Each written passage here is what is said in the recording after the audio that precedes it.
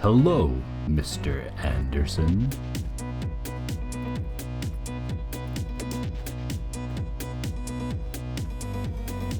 Hey gamers, welcome back to Doomsday Gaming Review. Yours truly, Captain Morgan, and I'm covering the Division Open Beta. First off, I gotta say, all the antics from MMO are back. All the waving and jumping around, all the silliness that goes along with emotes and stuff, it's all there. But let's get into the game itself, because it's really deep. When you go to the menu, it's divided into 3 different sections in the inventory. You got firepower, health, and skill power. Under the firepower, your damage per second, you get 3 weapons, primary, secondary, and a sidearm. They each come with different mods and attachments. Taking a look at my primary, which is an ACR assault rifle.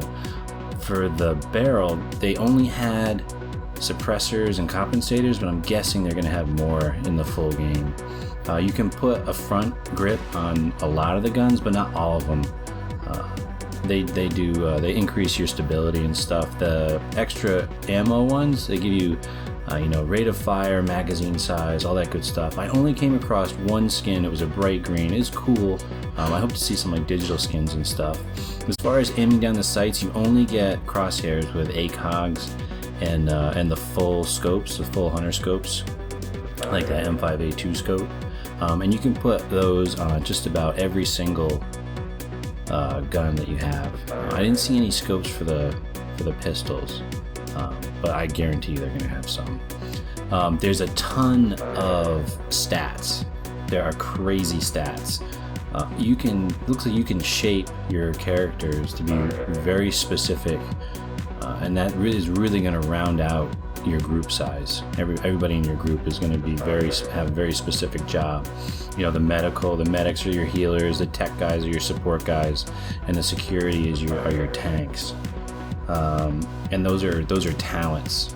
I'll get into that in just a second. There's a lot of rewards in the dark zone, but all right, talents.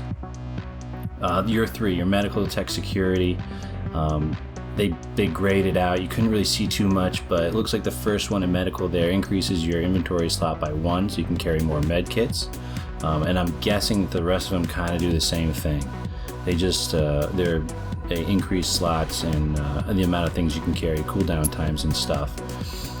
Your pouch allows you to look at all your consumables, all your grenades, all your ammo types. There is crafting in the game, which is awesome, but you didn't get to do it in the beta. You can craft each rarity type. You can make commons up to legendaries, and you can break down stuff, destroys it, and selling it you don't get the crafting stuff. So there's that. As far as the consumables go, they do give you buffs. Certain kinds of buffs, you have damage to elites and stuff like that. But when you give them to NPCs, the NPCs will then give you appearance stuff. And most of the stuff they gave I got a med kit once, but most of the time they gave me stuff that I could wear. So I'm guessing that's how you're gonna flesh out, the way your character looks, for the most part. Your abilities are pretty cool. The medic guy obviously is gonna just take care of the team. The pulse there, and as you upgrade your base, it unlocks modifications for each ability. The medical guy takes care of the team, the tech guy is going to back them up, and the security guy is going to be the guy out front taking all the damage. And the abilities are based on that. The map is just as cool as it was in all of the preview videos. It forms around your character and gives you a top-down view of where you are and where you want to go, so that you can see the terrain. So when you're running, you're like, oh yeah, I need to take a left here. But there is a guideline marker that shows up above you. It's a follow the yellow brick road kind of line. And then if you zoom out, you can see the whole map. So you can pick targets that are much farther away. It was a pretty big map. I wasn't too crazy about the size of it, but as you can see, there's the gold line there, and you just run after it till you get where you're going. and I'll talk about running a bit later. As far as actual combat goes, it's pretty fluid. It's a cover-based shooter, so if you're behind something, you're better off. Playing with a team is important because a lot of this game, both PvE and PvP, is based on flanking. As you can see, I got everybody to run at me and my team just destroy the guys coming out. So playing as a team, you can play solo, it's just a little bit harder and not quite as fun. Because you can just mess around with everybody. There are atmospheric effects, random weather, heavy snowfall limits your vision, which does play both ways. They can't see you, as well as you can't really see them. You can go inside some buildings, but not every building. None of the cars are really searchable. You can double search some things, would make sense, like that refrigerator. You would expect there to be more than one consumable in a refrigerator, so you can search things twice, which is cool. It's cool, a cool change. The PvP is called the Dark Zone, and once you shoot another player, you become a rogue. That's what that skull means there. And once you go rogue enough times, it starts a manhunt, which is what I'm in right now.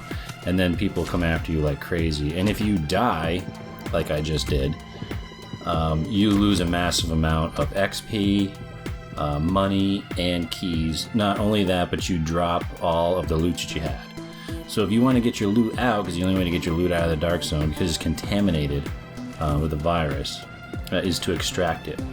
And these extraction zones can be very deadly. Like I had one guy who waited till I had like 10 seconds left till the extraction got there, and then he blasted me, took my loot, extracted it, and he only had like a 15-18 second rogue status, which is, that needs some balancing. So,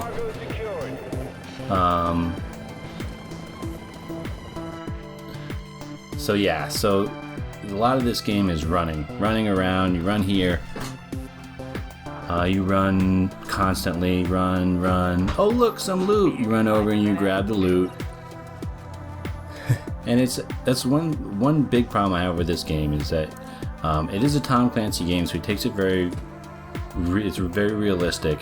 However, the cityscape is basically the cityscape, and you see it all the time.